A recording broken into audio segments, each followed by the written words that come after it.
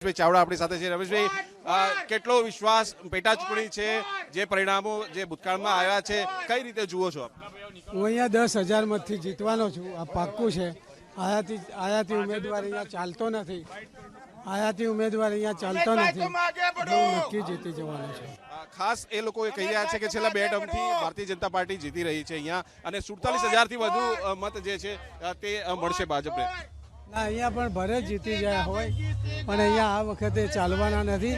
અહીંયા હું પહેલાં જીત્યો, 2012માં જીત્યો, 2012માં જીતેલો, 2017માં જે હું જીત્યો એ ઈવીએમના કારણે 14 નંબરના રાઉન્ડમાં હું 17,000 મતથી મને માઇનસ કરી દીધો, એટલે એના કારણે પેલું થઈ ગયું। શું મુદ્દા છે લઈને લોકોની વચ્ચે જશો, કારણ કે પેટા ચૂંટણી છે, આખી મશીનરી સરકારની લાગી હશે આની વચ્ચે?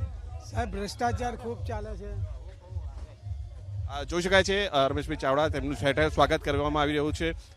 ખાસ તો તેમને ફરી એકવાર તેમની સાથે વાતચીત કરશું। રમેશભાઈ, કયા મુદ્દાઓને લઈને લોકોની વચ્ચે જશો, કારણ કે ખૂબ મોટો વિસ્તાર છે? મુદ્દાઓ ખૂબ છે। હવે અહીંયા ભ્રષ્ટાચાર ચાલે છે, અહીંયા રોડ રસ્તા ગટર લાઈનની બધી તકલીફ ચાલે છે, એના કારણે પેલું એ થઈને ચાલે છે।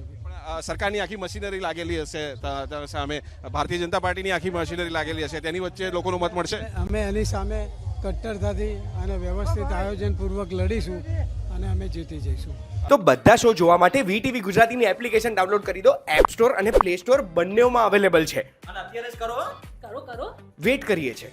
અરે કરો ને, જલ્દી કરો।